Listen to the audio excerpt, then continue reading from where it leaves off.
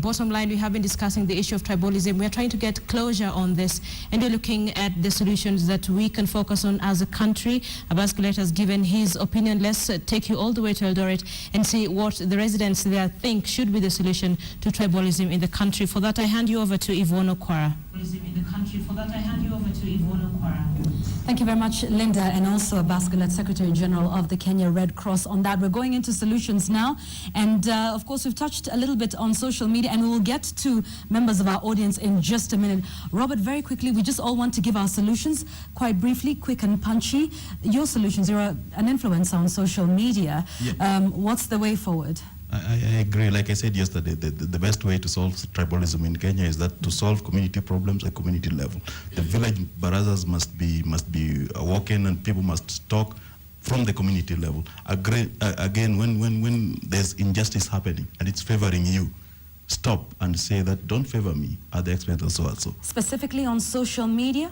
On social media, I would like to say, we amplify what happens. We don't create problems. We amplify. If tribalism is happening right from the office of the president, we will say. And it's good Abbas Gulet is not the editor of any newspaper, because if his solution is people not to speak about it, the wrong solution. The solution is stop tribalism right from happening, not people who are talking about it. Okay, all right. Let's bring it up here just very quickly as we conclude with our discussions. Bwana Governor, what do you think is the way forward with this discussion? Heated arguments, things are said, but what's the take-home message tonight? For me, I would say, as a country and as a people of this country, we really have to shun some old habits that have been around for some time and go forward as a country to live with one another and work with one another. I would also like to say this.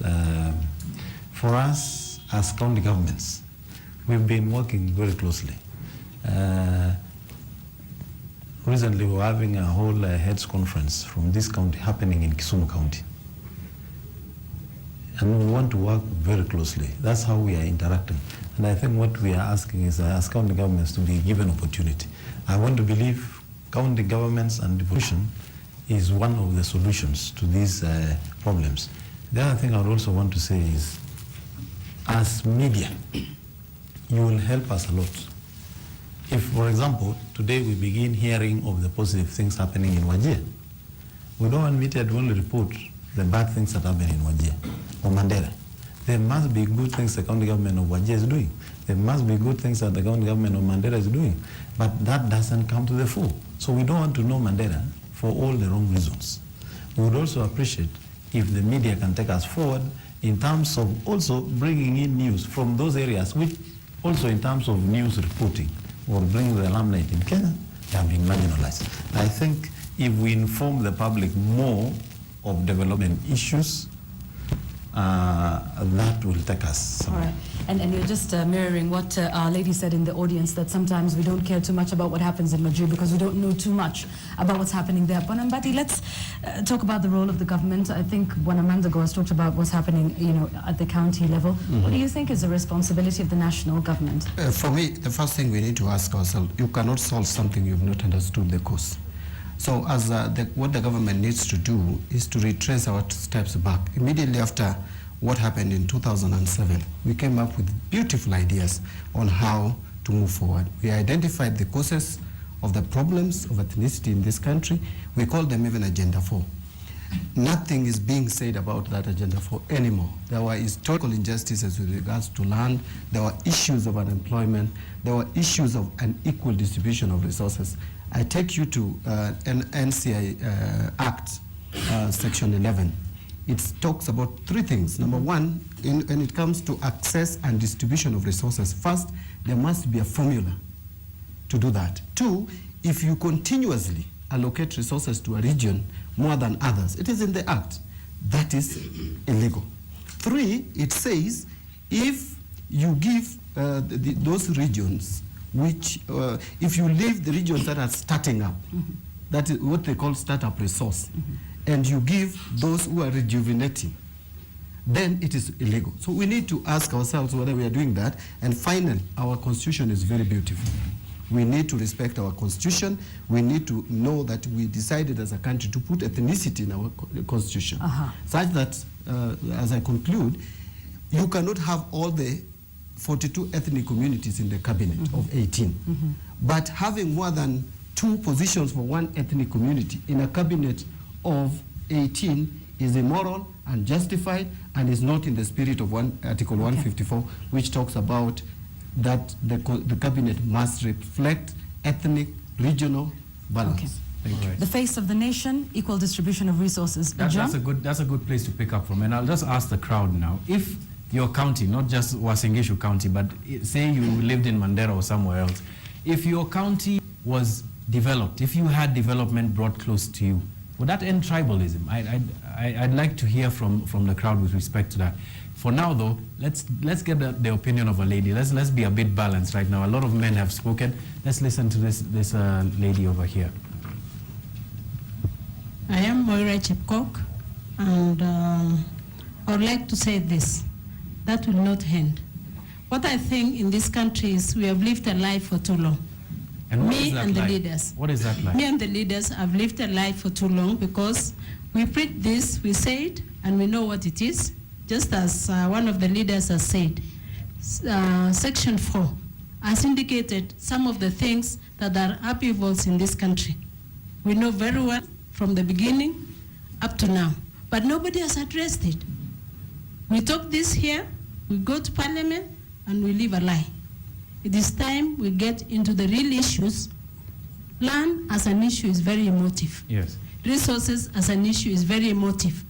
And unless we sit down and say, what can we do about what was addressed by TJRC, and how can we go about it?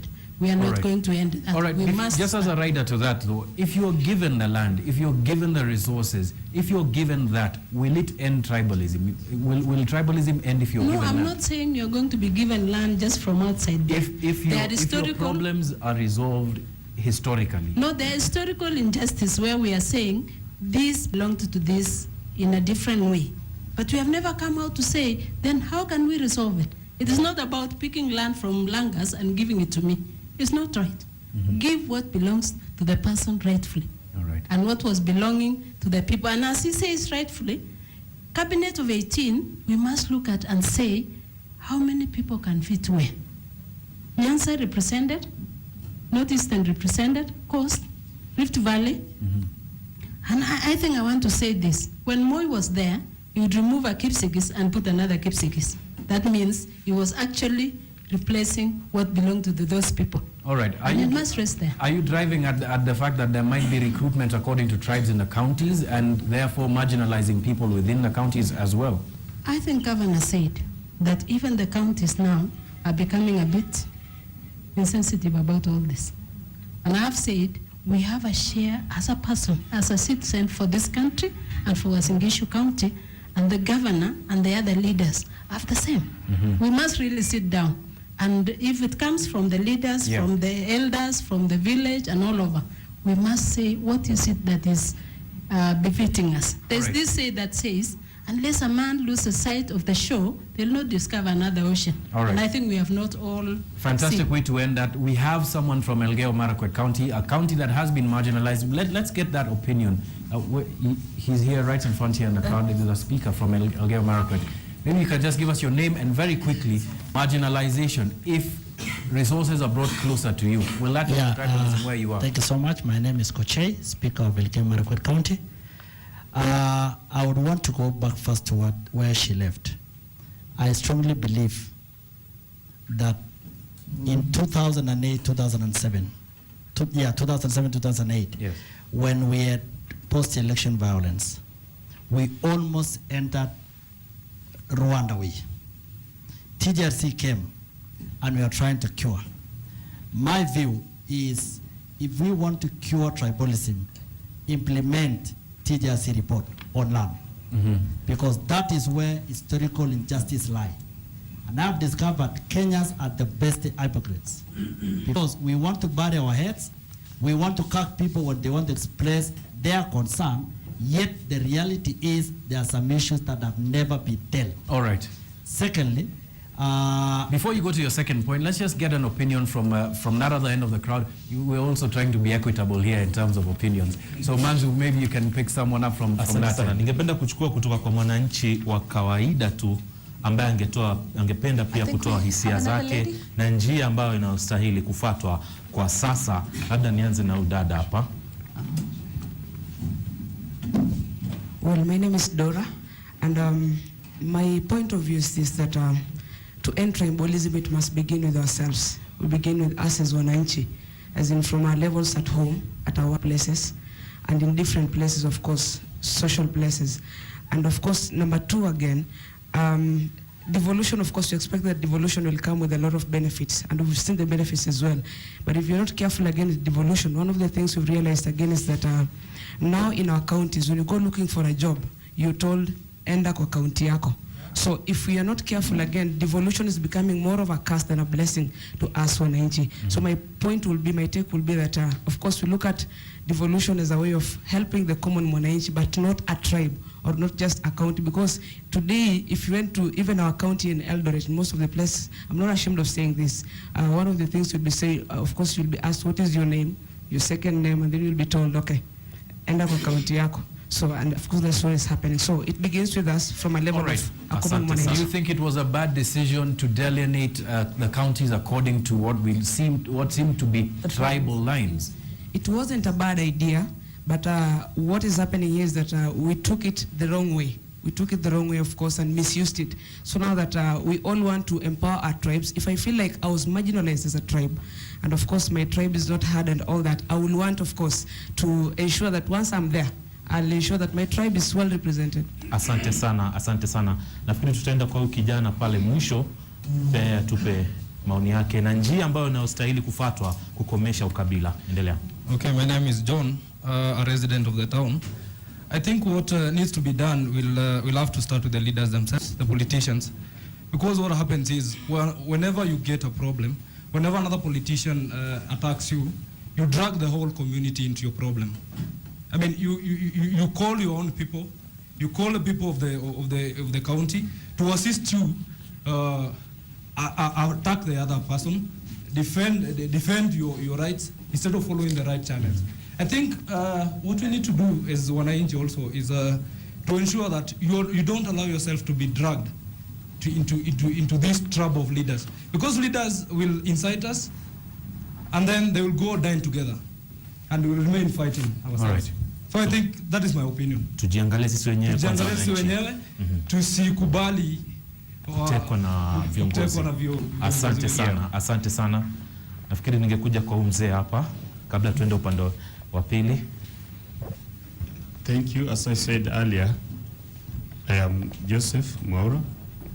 I would urge our politicians to stop engaging the wananchi, but to use the structures that are there and the institutions that were put there by the Constitution, that is the Parliament and other bodies, to solve the problems of wananchi. Secondly, I would also ask the media to focus more to the counties and leave the national government alone. Okay. Before we take one more opinion here, I just want to ask a quick question about something that had been said back there in terms of following tribal leaders. Luckily for us, we have a leader here who was not elected by members of his tribe. That is Junet Mohammed. He represents Suna East, and that's predominantly a Luo and Kuria place. What do you think the solution is? I mean, you were elected as mayor there, and you've been elected now as a member of parliament. What is your formula? Maybe you can sell it to the people of Wasingishu and different parts of the country. Thank you, Alan. Me personally, I believe that tribalism cannot hinder you from getting anything. So long as where you are living, for example, like me, the way I've given an example, we migrated from Northeastern, came to Migori. My father is the one who came there. I went to school there, grew up with people there, interacted with people there, socialized with people there, and you become part of them. Mm-hmm. But when there is injustices that you do within that place, like me, my father has not done any injustice. That's why I'm surviving like this. But when you start now doing injustices within that county, then you'll feel the brunt of the people. Now, what I'm saying, I believe Kenyans can stay together. I believe that anybody can contest in Eldoret here, not being a Nandi or even a Kipsige or something, and go to parliament. All right, but let's just hold that, Mohammed. If you stood here in Uasin Gishu County and you stood versus Governor Mandago, and then you can ask the members of the crowd, would you stand the chance of being elected? Hiyo ni swali nzuri sana ambao umeulizwa. Kuna mwanamke huyo kipaza sauti. Okay, my name is Samuel. Na usinifanye niwe na tamaa ya kusimama. Sawa, ningependa kusema hivi kwa lugha ya Kiswahili. Kaunti ya Uasin Gishu ni kaunti ambayo imeathirika pakubwa kwa ukabila. Hakuna mtu ambaye anaweza kusimama katika kaunti hii kiti kubwa kama maybe governor ama senator akaweza kupata kiti kile, kwa sababu nadhani watu wengi wa kaunti hii wanatoka katika ni watu wa Kalenjin. Na pia nina swali ambalo ningetaka kuelekeza kwa MCA wetu Bwana Chomba. Sisi ni watu tunaendesha biashara katika mji huu wa Eldoret na tulimchagua yeye kama mtetezi wetu. Ni jinsi gani anaweza kutusaidia, kwa maana tunapigwa vita sana. Tukienda hata kwa kurenew ma license za biashara zetu tunanyimwa license. Nafikiri tuko kwenye kutoa suluhu sasa. Bado kwenye utata na uhasama. Lakini ningependa pia at least aweze kujibu swali hilo. Haya, tumpe mwingine kipaza sauti hapo, mzee hapa nyuma. Suluhu, dakika moja tafadhali, suluhu tu. Ipi njia sawa? Asante sana. Nashukuru nyinyi kwa kuleta mjadala huu. Kwanza katika mji wa Eldoret hapa, kama mimi for example, mimi mzaliwa hapa, lakini ni vigumu sana kabila lingine liweze kusimama. Tatizo ni hili. Tuende kwa suluhu. Suluhu ni hili. The presidency is the symbol of national unity. Wakati wowote your party has won, tafadhali jumuisha makabila yote. Tunataka kuona katika State House pale Wajaluo wako ndani, Waluya wako ndani, Wakikuyu. That's the solution. The other solution for the people of Eldoret, I think next round, please. Right now we elected our man Mandago because we are Kalenjins, lakini tunavumilia kuwa wa Kalenjin Eldoret. Let us get somebody, another tribe can do better than your tribe. You can take Apokot, you can take mtu kutoka Teso. Will really develop Eldoret than Mandago is doing it right now. Asante sana. Mtazamaji, unaendelea kutazama taarifa hizi za KTN The Bottom Line. Tutarudi kwenye muda usiokuwa mrefu ili katika ile hali ya kumalizia, lakini kabla ya kumalizia, naarifiwa kuna taarifa moja nzuri sana ambayo itatoa mwelekeo, pia yasaidia katika kuleta mwelekeo, manake yote bado hatujapoteza lolote. Ndio tuna uhasama, tunajaribu kuletana pamoja, lakini tuangazie huyu mtu ambaye ametoka jamii fulani, lakini hivi sasa yualea watoto kutoka matabaka mbalimbali kupitia nyumba ambayo amewajengea na yawalisha na kuwafanyia kila kitu. Tupate kuona taarifa hii kutoka kwake Mashirima Kapombe.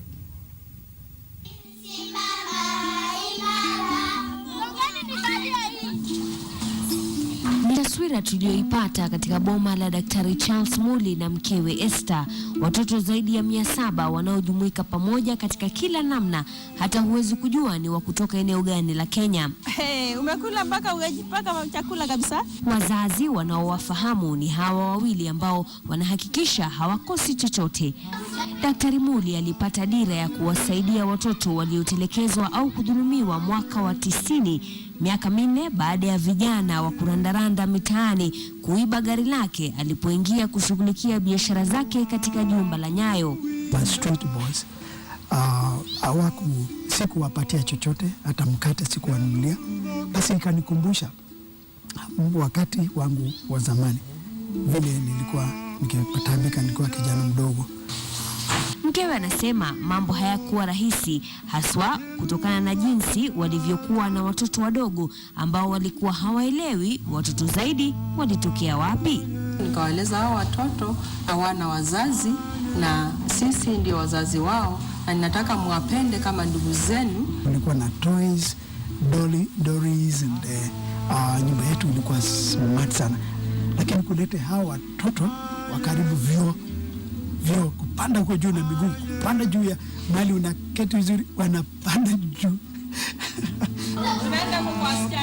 Esther akawa mama, mwalimu na hata muuguzi kwa watoto hao kutoka pembe mbalimbali za nchi waliofika kwake, kila mmoja na taabu zake. Like me had lost hope for life. I didn't see like life had any other meaning because now you see your parents are helpless. You can't rely on anybody. Teresia Kafura anatabasamu sasa akinieleza jinsi alivyokutana na Daktari Muli, lakini vita vilivyomfikisha katika kambi ya wakimbizi mjini Eldoret baada ya uchaguzi mkuu wa 2007 vilimpa uoga haswa na watu wasiotoka kabila lake. All of the people who are living in the IDP camp were Kikuyus, and that time, you know, Kenya, it was like tribe was the first thing for one to consider, but he was a Kamba, the first thing that we were like, oh, this man is not from our tribe and yet he's helping us. He helped every one of us without considering these are Kikuyu, these are Luo. He gave us equal opportunity. Wanapokaa pamoja kupiga gumzo, watoto hawa wanamjua tu baba mmoja, na hapa hata dini si hoja. Tunapewa time ya kusali, na pia siku ya Ramadhani ikifika tunashughulikiwa. Damu yetu haina utofauti, hata ulimi vile ilikuja ikakatika, ni kwa vile watu waliishi sehemu mbalimbali na nchi vile inaendelea kuja. Mambo ya ukabila itaangamiza nchi yetu na tutakuwa masikini. Umasikini kabisa utaingia kwa sababu hatupendani. Dad was to help people from his tribe. I could not be there. Shida ni ile moja tu. Ikiwa Mkikuyu analala njaa, kuna Mjaluo analala njaa, kuna Mkamba analala njaa, hata ingawa tunaongozwa na Mkikuyu. Kama tunaweza pata some leaders ama viongozi ambao wana mtazamo kama wa Mr. Muli, mtazamo ambao mambo na ukabila tunaweka kando, tunasaidia umaskini, tunaweza kuangamiza kabisa. Tufunike masikio yetu sauti zile za wana siasa ambao wanasema tupigane, wanasema tunaonewa, ya kwamba kuna kabila inapendwa. Tusisikie hiyo mambo. Dr. Muli na mkewe wamelea zaidi ya watoto 8,000 katika miaka 25 tangu wapate mwito wa kusaidia, na huku baadhi ya viongozi wakisisitiza kuwa wana suluhisho ya matatizo yetu. Familia ya Dr. Muli inatukumbusha kuwa huenda suluhisho tuko nalo sisi wenyewe, bora tu tuweze kushikana, tuwe na umoja bila kujali kabila, na Kenya itasonga mbele. Mashirima Kapombe, KTN, Ndalani katika kaunti ya Machakos. Naam, asante sana Mashirima Kapombe. Taarifa bila shaka hiyo, ikiwa mtoto wa chini ya miaka 18 anapiga vita swala la ukabila, nadhani hata hapa kwenye kichumba tuko na watu ambao wako na suluhisho la kudumu katika vita hivi dhidi ya ukabila. Mtazamaji, twende Nairobi kidogo tupate matangazo ya biashara, lakini tutakaporudi tutazidi kuchukua maoni ya Wakenya walioko hapa katika kutoa suluhu ya kudumu katika tatizo hili la swala la ukabila, iwe mfano kwa taifa letu kote hapa nchini.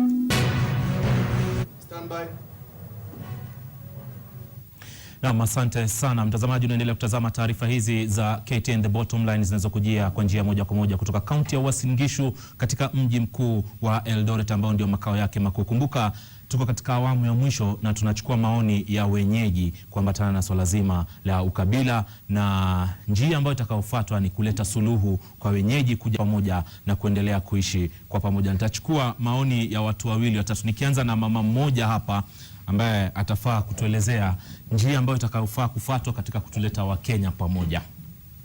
Asante sana, nashukuru kwa kupewa nafasi hii.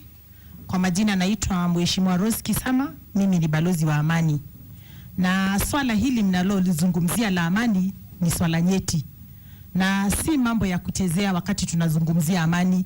Na nikisema hivyo ni kwa sababu mimi nimekuwa hapa tangu hizo vita za 2007 na niliziona na niliona vile kuliendelea. Your solution please, your solution. ngoja bana. Time kuna watu wengi ambao wangependa. Alan, wewe ulikuwa hapa, uliona vile uliona. Mimi solution yangu ni ya kwanza kusema viongozi wote wanaotafuta viti lazima wafanye peace and conflict. Alright. Hiyo ni kitu ya kwanza. Kitu ya pili, sisi wa Kenya lazima tuwajibike kwa yale mambo tunafanya na tupromote mambo ya nyumba 10. Asante. Asante sana. Asante sana. Naomba tuchukue tu mtu mmoja mwisho tafadhali, tupatie solution. Yeah. Thank you very much. Solution, I think we need a paradigm shift the way we conduct our politics. One, we adhere to the Political Parties Act so that when you are electing people in the party, it has to reflect the face of Kenya. Two, whatever, when we are organizing any functions of politics, people should be left to go freely in all counties. All right. We leave out this question of zoning. That is one area which creates some tribal cocoons, saying we don't want outsiders. I think your point has been made, Mohammed. Shukran sana, wacha tuchukue suluhu ya mwisho hapa nyuma. Ndugu hapa nisaidie na kipaza sauti. Ndugu, kwa ufupi tu tupe suluhu yako, kisha baadaye tuende kule mbele. Okay, my solution to this issue of tribalism is that our leaders should practice what they say. We cannot tell Kenyans not to practice tribalism, and yet leaders themselves are doing the same. So let leaders lead the way by practicing nationhood and not tribalism, and Kenyans will do the same. Shukran sana. Yvonne, labda huko mbele. Shukran sana, and of course as we conclude, Kenju, we can start with you, and perhaps we're talking about a paradigm shift. What would it take? Is this something that is so far gone, or? No, it is not far gone. Let me start by first using a quote I love using. It says, "Ungwana ni utu, ushenzi unyama." One of the things that I fundamentally believe is that human beings are made with a consciousness, or the ability to raise themselves, up in terms of consciousness, or to descend to a level of an animal. Don't forget, a hyena has 2 eyes like you, a mouth like you, teeth like you. It has kidneys, it has a heart. But we are fundamentally a higher order animal. And when we refuse to acknowledge that, then it's not even a number of how many tribes there are. Because, for instance, when you look at Somalia, there are 1 people, 1 language, 1 religion. They are a basket case. When you look at Rwanda, there are 2 communities, Tutsi, Hutus. When you look at Tanzania, there are 140 communities. We are just 40. But their sense of consciousness is higher than us. And of course, we know why. Because of Nyerere and his Ujamaa. He was able to get them to start understanding what it means to be human. Somebody once, there was somebody who said that the greatest discovery of this century will not be in genetic engineering and space travel, but in an expanded concept of what it means to be human. That is what we have forgotten. And that is why when we talk and think, we think in terms of tribes. Very quickly, this question, by the way, is not even new. In 62, Nkrumah said that Africa needs a new type of citizen, a dedicated, modest, honest, well-informed person, a person who submerges himself in the service to the nation and to mankind, a person who abhors greed and detests vanity, a new type of man and woman whose humility and her humility is her strength and integrity, their greatness. That is the software we're trying to look for. In terms of politicians, we must become statesmen. And a statesman means that a person can conceptualize a unique destiny for their people and take them there. And indeed, we need to be leaders. What is leadership? Leadership is the ability to take people to a fundamentally different place where they believe they can. Okay. But in terms of the people also, the people in this country are not innocent. The people in this country also need to wake up so that as a people collectively, we need to take this country to the next level. And given the new constitution, which has been a question of hardware, now we need to work on the software. And that is the charge. Being human. It starts with being human. John? Yeah, for me, I think we need to, first of all, understand that leadership comes with responsibility. And as a leader, you need to know that you have your followers, and those followers believe in you. So whatever you say, you need to be very careful and understand that it can destroy the country or make it. We need also to appreciate that there is nothing wrong with being born from one tribe or another. That is a natural occurrence. We did not choose to be the tribes we come from. But the most important thing to appreciate is that God was not a fool to bring us together as 42 tribes in one country. Right. So we need to appreciate our diversity and live together harmoniously, promote what unites us, and discourage what divides us. Jeanette? Thank you. I think I believe that Kenyans can live together peacefully and harmoniously, but there must be justice. The only thing, the glue that can hold Kenyans together is justice. If there is no justice, the glue will fall apart. And the reason why I'm saying is that we normally hold elections every time we have complaints here and there, because we never do proper, transparent and accountable elections. Because even if the person who wins to win decisively, and the person who loses convincingly, that I have been defeated and I have to go home. Now that's one factor that has bothered us from 2002, 2007, up to, it was carried up to 2013. The last point I want to say is that Kenyans need to reason together. Let's not close our eyes on reality. When you see a politician on the podium talking what he's talking about, there's a group of Kenyans that resonates well with that. Don't be cheated. When he's saying Netanyahu upara, he's talking to his constituents. There are people listening to him. So we must also go beyond that and ask, why is this person talking like that? Why are his followers agreeing to that kind of talks? That is why now he's calling for dialogue. That's why he's saying, can I meet the leader of this country? I tell him why my people are talking like that. All right. Thank you so much. Thank you very much. Getting a little bit into politics. Governor Mandago, there has been a lot of reconciliation in this county since 2007, 2008. What are some of the examples that people from other parts of the country, Wajir, Mandera, Turkana, can emulate from what's happening in Eldoret right now? Thank you very much. I think one of the things that I would like them to emulate is the fact that those who had been displaced, the immediate neighbors, for a number of places actually went for them and brought them back home. And we really want to encourage Kenyans, one, to begin looking at new fronts. And I want to tell the young people, I believe we are the ones who can make a difference in this country. For one, I don't think for us it's a do or die game to have land. In this county, I'm now beginning to witness people who have very huge tracts of land, leaving their land and coming to do business in town.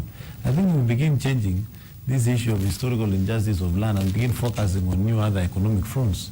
It may not be easy to forget some of these things, but we must put a deliberate effort to begin moving in other directions. All right, okay. Thank you for that. Thank you for those solutions. And most of all, of course, thank you also for hosting us here within your county. And that's what KTN Bottom Line is about, understanding things from a different point of view. If you can at least appreciate what life is like from another person's point of view, then our job is done. John? That's right. And before we conclude everything, I'd just like to donate a bit of my time to a man who has listened here for quite a bit of time. He's one of the senior members of this community, and I'd like for him to give us a final word from the Kalenjin Council of Elders. And from an elder's perspective, Major Sei, you've heard what the young people here have had to say. What is your solution? I'm sorry, I know that there's not much time, so I'll ask you to be a bit quick about it. Thank you very much. There are three things here, and I'm going to be very quick. First of all, I want to thank KTN for staging this forum. I wish the entire nation or all the media houses were here to capture what we have said so that the entire nation could be in a position to hear and to listen to what we have said. Yeah. Number two, this issue of tribalism is so critical. And I want to say and tell the government that can we call it a national disaster so that we make plans to interrogate this thing very, very deeply. All right. Thirdly, is to implement the TJRC report. Some of us were so involved and we gave a lot of suggestions. But if the report sits in there and no one is doing anything about it, then we are not going anywhere. All right. So with that, I say TJRC report be implemented, including other reports. Thank you very much. Thank you very much, Major Sei. Asante sana Major Sei, mmoja wa viongozi kutoka kaunti hii na vile vile viongozi kutoka jamii ya Wakalenjin. Mtazamaji, hatuna la ziada ila kurejesha shukrani kwako wewe uko nyumbani, wageni wetu ambao walifika hapa pamoja na viongozi ambao wamejitokeza hii leo. Asanteni sana kwa kuweza kutupa fursa ili kuweza kuwaleta pamoja na kuzungumzia mjadala huu ambao tumekuwa nao tangu jana. Asanteni sana, tumekuwa na mjadala mzuri sana. Sina la kuongeza, mengi tu yamesema na wenyeji, manake wao ndio wanaelewa matatizo ambayo yanawazonga taifa kwa ujumla. Sina la ziada kutoka hapa, nasema Ramadhan Karim, wacha nimpishe ndugu yangu Muhammad Ali na pia malizia yake. Na shukrani sana Alimanzo, na kuacha kwa kusema ya kwamba ni jukumu letu kama Wakenya kupiga vita ukabila. Na unapomlaumu mwanasiasa, ukumbuke mwanasiasa ni kama kapera, ni mweledi wa kutongoza. Wewe utakubali kutongozwa na ukabila ama kutongozwa na maendeleo? Nitakuacha na msemo wa mwisho unaosema mimba ya mwanaharamu huingia mara ya kwanza, ya pili ni kusudi. Tayari tumepata mimba ya kwanza mwaka wa 2007 na 8, tusikubali mimba ya mwanaharamu mwingine. Kutoka hapa Eldoret, mimi nasema shukran sana, na ukilala ulale salama. Asante sana, Muhammad Ali. And indeed, it's all about having conversations. That's what KTN Bottom Line is about, sifting through the major headlines and giving you the opportunity to be able to have a say in matters bedeviling the country. John? That's right, and we've had a fantastic conversation, a fantastic 2 days here. I'd like to thank you, the people here in this audience, as well as the people of Uasin Gishu County, for welcoming us so warmly. You've been hearing a little track that's been playing under everything that we've been doing. That's actually a track by a very prominent Kenyan musician, Ayub Ogada. The name is Kothbiro. I'd like to thank him for letting us use his track during KTN Bottom Line. I'd also like to thank the organizers, or rather the people who have hosted our guests here, the Noble Hotel. Thank you very much for hosting our guests here, and thank you for our guests as well from coming to Nairobi. I'll just end with a bit of a paraphrasing of a saying, that of a statement. Travel is the biggest enemy, the most fatal enemy of bigotry, of ethnic bigotry. Kenyans, take time to see your country. Take time to understand your differences. Celebrate your diversity. These conversations on KTN Bottom Line will continue for as long as you will have us in your counties and allow us to have these difficult but healing conversations with you. I'd like to end with the face of KTN here in Uasin Gishu County, Mercy Kandie. Take us home, Mercy. Indeed, thank you very much, John Alenda Namu. A lot has been talked about, a lot has been discussed, but it's up to me and you to know what we pick and what we talk about as leaders and also as Kenyan citizens to move the country forward. KTN Bottom Line will be on the road again to discuss the hard topics, that which as Kenyans we need to talk about. So yes, from here, the home of champions, the city of champions, we say Kongoi. That's to mean thank you for listening and for talking and for sharing your views. Thank you very much. As we say again, Kongoya Nyon, we hand you back to Nairobi.